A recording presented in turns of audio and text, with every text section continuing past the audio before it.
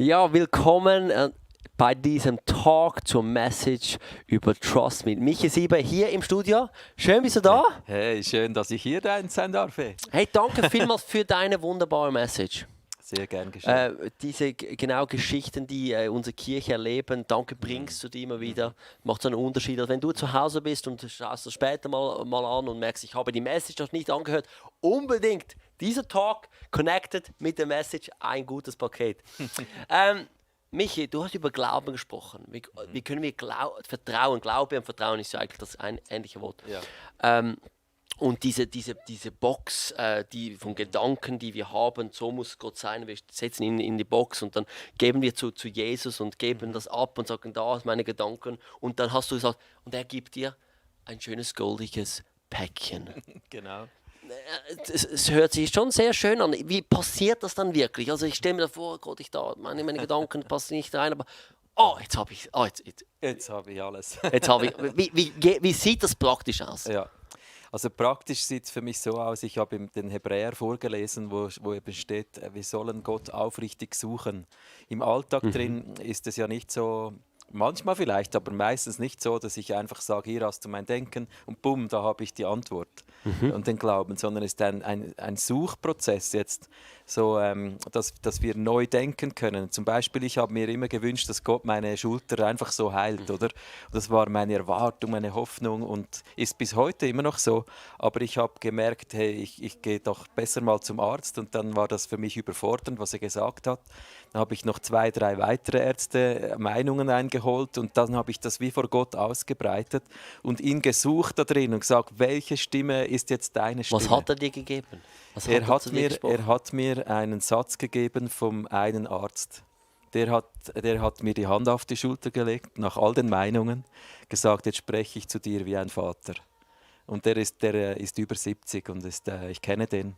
Und da hat er gesagt, mach es so, so und so. Und dann war in mir drin klar, jetzt spricht wie Gott in die Situation rein. Ich habe es genau so dann gemacht. Also es gibt manchmal so kleine Hinweise, die wir suchen müssen ab und zu, oder?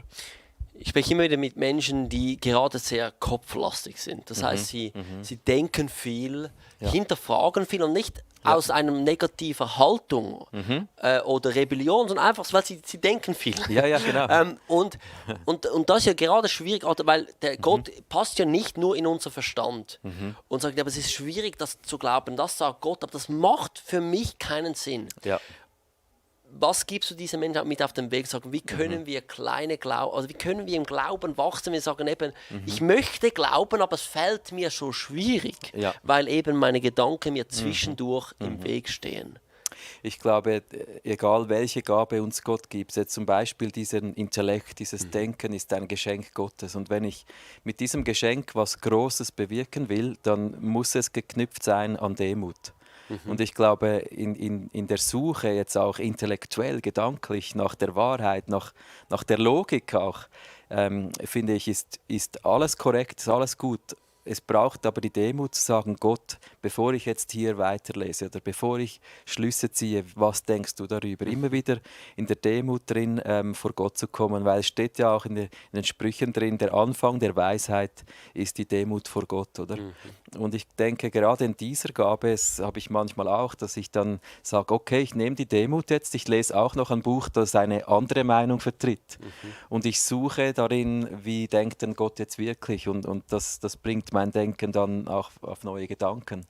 Oder halt zu sagen, eben ich setze nicht mein Denken, das humanistische Gedankengut, sage ich jetzt mal, zu oberst, sondern ich setze Gott zu oberst und er durchdringt mein Denken.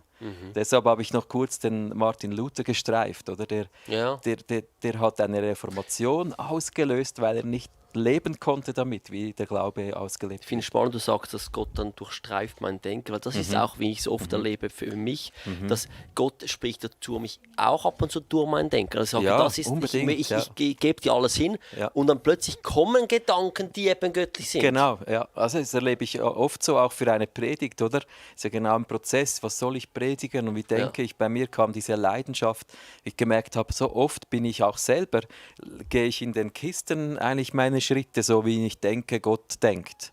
Aber der Glaube ist nochmal eine Dimension mehr, dass wir sagen, hey, Gott hat Glaubensschritte für mich. Ich will ein gläubiger Christ sein, oder?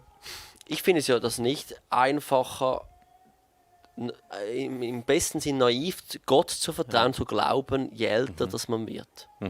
Wie gehst du? Du bist natürlich jetzt schon natürlich wenige Jahre älter als ich. Ja, ja, ja. Aber wie gehst du damit und da erlebst du Dinge, Ja. je älter man wird?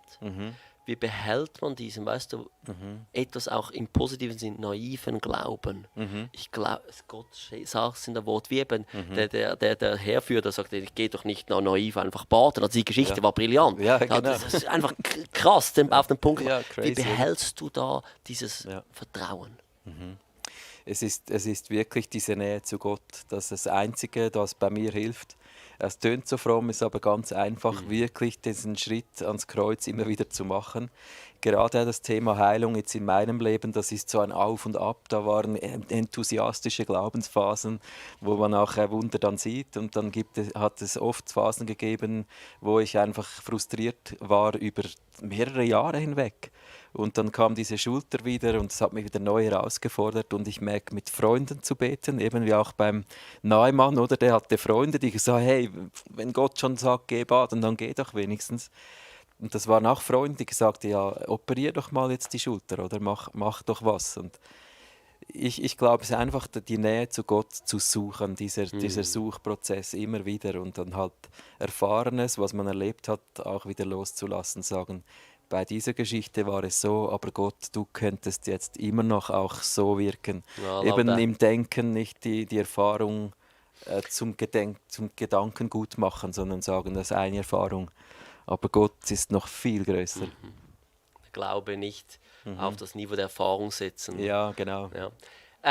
Ich möchte noch einen letzten Turn machen. Und zwar, du hast von diesen Plänen gesprochen. Ja. Ab und zu durchstreicht Gott unsere Pläne und wir müssen unsere Pläne Gott abgeben. Ja. Trotzdem lesen wir auch von der Bibel, Leute haben geplant, weil sie einen Auftrag bekommen haben. Wie gehen wir mit Planen und eben auch sagen, ich gebe Gott meine Pläne ab in dieser Spannung? Wie gehst du damit um oder was gibst du mit auf den Weg? Sollen wir sagen, weißt du was, es kommt anders, wir planen nicht oder wie gehen wir mit dieser Spannung um? Also ich merke, je älter ich werde, desto mehr lerne ich gut zu planen. Also ich finde Planen grundsätzlich ganz wichtig und je älter ich werde, desto mehr oder vielleicht auch je mehr du im Leben drin hast, desto wichtiger ist es, das Wichtige zuerst und das andere dann nachher. Aber ich habe jetzt schon so oft erlebt, dass halt Dinge dann anders kamen, wie die Story mit dem ICF oder im Güterbahnhof. Man hat alles richtig gemacht und dann kommt es so anders. Und man hat ja alles richtig gemacht. Wir haben ja auf Gott gehört. Und ich denke, dass man genau wie beim Gedankengut, bei der Logik, immer wieder auch die Pläne halt Gott hinhält. Und wenn dann so ein Sturm einfährt, der alles zerfetzt, ja, irgendwie kannst du ja nicht mehr anders als die Segel zu streichen und sagen, ja Gott, jetzt kann ich nur noch dir vertrauen. Aber es gibt eben diese kleine Variante vom Stolz, wo man einfach festhält und durchzieht und dann zerstört man. Ich glaube, dann wird so vieles zerstörend. Dann hält man fest, jetzt in diesem Bild von Paulus, die Leute wären gestorben. Hätten sie nicht die Ladung vom Schiff geworfen und die Segel eingezogen, dann wären wahrscheinlich alle Männer gestorben. Und ich habe schon oft auch gesehen, dass wenn man eben stur bleibt und die eigenen Pläne über Gottes Gedanken stellt, dann zerstört man. Und das habe ich genügend gesehen, dass ich sagen will, hey, ich bin demütig, Gott, wenn du einfährst, ich sehe dich auch im Sturm. Auch hier wieder Demut. Ja. Hey, danke vielmals, Michi, warst du hier im Studio. Gern geschehen. Danke vielmals, bist du online dabei. Es macht einen riesen Unterschied. Ich hoffe, du konntest viel mitnehmen. Und ich wünsche dir jetzt einen wunderbaren Sonntag.